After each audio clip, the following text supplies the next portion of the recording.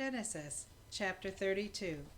So Jacob went on his way, and the angels of God met him.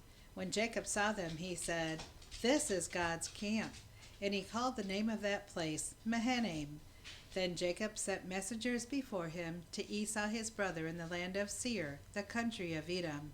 And he commanded them, saying, "Speak thus to my lord Esau.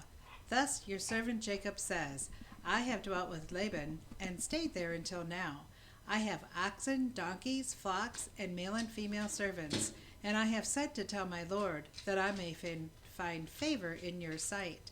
So the messengers returned to Jacob, saying, "We came to your brother Esau, and he also is coming to meet you, and 400 men are with him."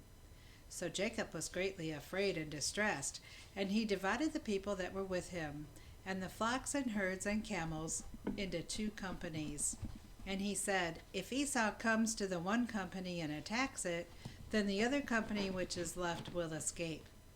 Then Jacob said, "O God of my father Abraham and God of my father Isaac, the Lord who said to me, 'Return to your country and to your family, and I will deal well with you,' I am not worthy of the least of all the mercies and of all the truth which you have shown your servant.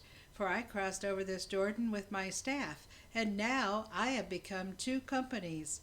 Deliver me, I pray, from the hand of my brother, from the hand of Esau, for I fear him, lest he come and attack me and the mother with the children. For you said, 'I will surely treat you well, and make your descendants as the sand of the sea, which cannot be numbered for multitude.'" So he lodged there that same night, and took what came to his hand as a present for Esau his brother, 200 female goats, and 20 male goats, 200 ewes, and 20 rams, 30 milk camels with their colts, 40 cows, and 10 bulls, 20 female donkeys, and 10 foals. Then he delivered them to the hand of his servants, every drove by itself, and said to his servants, "Pass over before me, and put some distance between successive droves." And he commanded the first one, saying, "When Esau my brother meets you, and asks you, saying, 'To whom do you belong, and where are you going? Whose are these in front of you?' then you shall say, 'These are your servant Jacob's, and it is a present sent to my lord Esau. And behold, he is also behind us.'" So he commanded the second, the third, and all who followed the drove, saying, "In this same manner you shall speak to Esau when you find him. And also say, 'Behold, your servant Jacob is behind us.'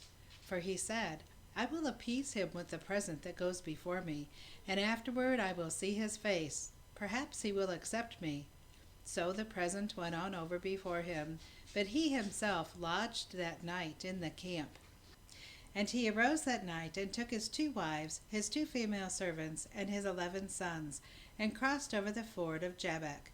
He took them, sent them over the brook, and sent over what he had.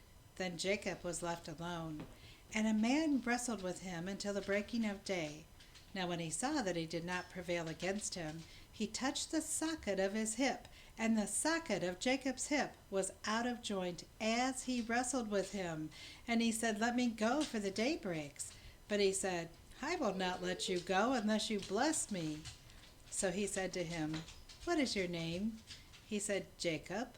And he said, "Your name shall no longer be called Jacob, but Israel, for you have struggled with God and with men, and have prevailed." Then Jacob asked, saying, "Tell me your name, I pray." And he said, "Why is it that you ask about my name?" And he blessed him there. So Jacob called the name of the place Peniel, "For I have seen God face to face, and my life is preserved." Just as he crossed over Peniel, the sun rose on him, and he limped on his hip. Therefore to this day the children of Israel do not eat the muscle that shrank, which is on the hip socket, because he touched the socket of Jacob's hip in the muscle that shrank. God, thank you for the book of Genesis. Little down.